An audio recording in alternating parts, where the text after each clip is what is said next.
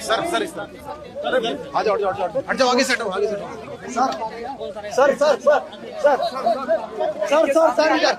Sir इधर। दिल्ली में जितने भी बच्चे हैं उन सब बच्चों को मैं अपना बच्चा मानता हूँ। जितने भी दिल्ली के लोगों के बच्चे हैं, गरीबों के बच्चे हैं, अमीरों के बच्चे हैं, मिडिल क्लास के बच्चे हैं, उन सबको मैं अपना बच्चा मानता हूँ। और मैं चाहता हूँ कि सभी दिल्ली के सभी बच्चों को अच्छी से अच्छी शिक्षा मिलनी चाहिए। चाहे गरीब का बच्चा हो, चाहे अमीर का बच्चा हो, सबको अच्छी से अच्छी शिक्षा मिलनी चाहिए। कई लोग ऐसे हैं जिनको भगवान ने साधन दिए हैं, वो अपने बच्चों को विदेशों में पढ़ाई करने भेजते हैं। हम चाहते हैं कि हमारे गरीबों के, मिडिल क्लास के बच्चों को भी विदेशों जैसी अच्छी से अच्छी शिक्षा मिले। अब सब बच्चे तो विदेश जा नहीं सकते, तो हमने दिल्ली में स्कूल अच्छे कर दिए। अब हम अपने सरकारी स्कूलों के टीचर्स को विदेशों में ट्रेनिंग के लिए भेज रहे हैं। वो वहां पे दुनिया की बेस्ट ट्रेनिंग लेके आएंगे। हम उन्हें फिनलैंड भेज रहे हैं। फिनलैंड दुनिया का वो देश माना जाता है जहां दुनिया में सबसे अच्छी शिक्षा फिनलैंड में दी जाती है। तो हम दिल्ली के सरकारी स्कूलों के टीचर्स को फिनलैंड भेज रहे हैं, वहां से वो ट्रेनिंग लेके आए और हमारे सरकारी स्कूलों में हमारे बच्चों को शिक्षा दें।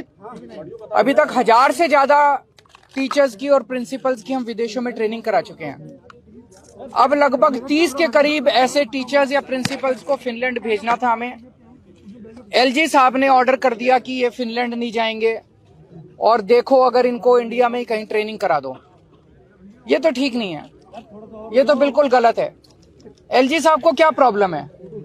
दिल्ली के लोगों की चुनी हुई सरकार, दिल्ली के बच्चे, दिल्ली के लोगों का टैक्स का पैसा, दिल्ली के लोगों के पैसे से उनको टीचर्स को ट्रेनिंग के लिए भेज रहे हैं। एलजी साहब क्यों रोक रहे हैं? एलजी साहब रोकने वाले कौन होते हैं? एलजी साहब क्यों रोक रहे हैं टीचर्स की ट्रेनिंग को? मुझे बहुत ज्यादा दुख हुआ इस बात से कि एलजी साहब दिल्ली के लोगों की बच्चों को अच्छी शिक्षा नहीं दिलवाना चाहते। मैं आपको पकड़ना एक बार, मैं सुप्रीम कोर्ट का ऑर्डर लेके आया हूँ। ये सुप्रीम कोर्ट का ऑर्डर है, ये देखो, सारे जने कैमरे पे दिखा दो, ये सुप्रीम कोर्ट का ऑर्डर है। इस ऑर्डर में लिखा है, सुप्रीम कोर्ट ने 4 जुलाई 2018 को बोला था, lieutenant governor of Delhi has not been interested with any independent decision making power. ये देखो, इसमें क्या ये सुप्रीम कोर्ट ने कहा है, लेफ्टिनेंट गवर्नर को कोई भी स्वतंत्र निर्णय लेने का अधिकार नहीं है। ये 2 बार लिखा, उनको पता था एलजी एक बार में नहीं मानेंगे।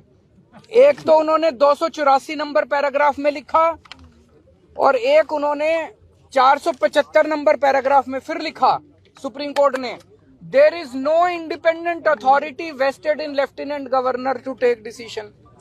इसमें लिखा हुआ है कि लेफ्टिनेंट गवर्नर स्वतंत्र रूप से कोई निर्णय नहीं ले सकते।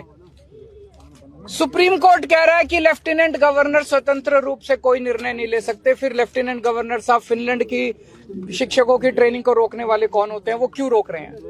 वो कहते हैं मैं सुप्रीम कोर्ट को नहीं मानता। अगर कोई लेफ्टिनेंट गवर्नर या गवर्नर इस देश का ये कहेगा मैं सुप्रीम कोर्ट को नहीं मानता, तो फिर तो इस देश के अंदर ना जनतंत्र बचेगा, ना संविधान बचेगा, कुछ नहीं बचेगा। हमें बेहद दुख है कि आज हम सब लोगों को, दिल्ली के मुख्यमंत्री को, दिल्ली के सारे चुने हुए विधायकों को एलजी हाउस मार्च करके कोई बड़ी चीज के लिए नहीं जाना पड़ रहा है, मात्र इस चीज के लिए जाना पड़ रहा है कि एलजी साहब हमारे शिक्षकों को फिनलैंड ट्रेनिंग के लिए जाने दो, उनको मत रोको। अगर दिल्ली का चुनाव हुआ, दिल्ली के 2 करोड़ लोगों ने वोट डाल के अपने मुख्यमंत्री को चुना, 70 में से 62 सीट दी, वो मुख्यमंत्री अगर अपने शिक्षकों को फिनलैंड ट्रेनिंग नहीं भेज सकता तो फिर क्या फायदा है ऐसे चुनाव का और क्या फायदा है जनतंत्र का? अभी हम सारे जा रहे हैं और मैं उम्मीद करता हूं कि एलजी साहब को अपनी गलती का एहसास होगा और वो शिक्षकों को ट्रेनिंग के लिए जाने दें। बहुत सारे काम इन दिनों में एलजी साहब ने, जैसे मैंने अभी आपको दिखाया, एलजी साहब ने दिल्ली में योगा क्लासेस रोक दी।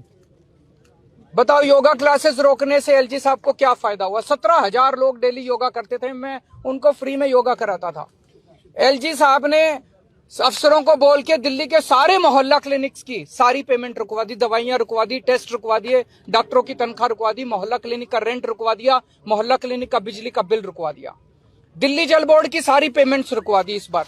हम चाहते थे 24 घंटे पानी और यमुना की सफाई के ऊपर मिशन मोड में काम करना, तो हमने कई हजार करोड़ रुपए जल बोर्ड के लिए रखे थे, कोई पेमेंट नहीं होने दी दिल्ली जल बोर्ड की। एलजी साहब ने डीटीसी के बस मार्शल, जो हमने महिलाओं की सुरक्षा के लिए बस मार्शल लगाए हैं डीटीसी की बसों में, उनकी 3 महीने से पेमेंट नहीं होने दी।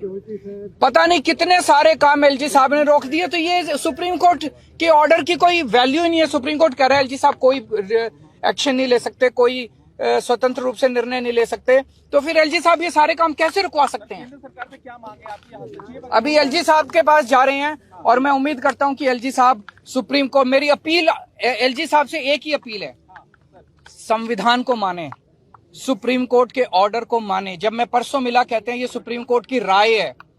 मैं एलजी साहब से कहूंगा एक अच्छा एडवाइजर रखें जो संविधान समझता हो और जो कॉन्स्टिट्यूशन और सुप्रीम कोर्ट को समझता हो। एलजी, सुप्रीम कोर्ट के ऑर्डर सुप्रीम कोर्ट की राय नहीं होती है। सुप्रीम कोर्ट के ऑर्डर सबके ऊपर बाध्य होते हैं, बाइंडिंग होते हैं। सीधे यहीं से चल रहे हैं।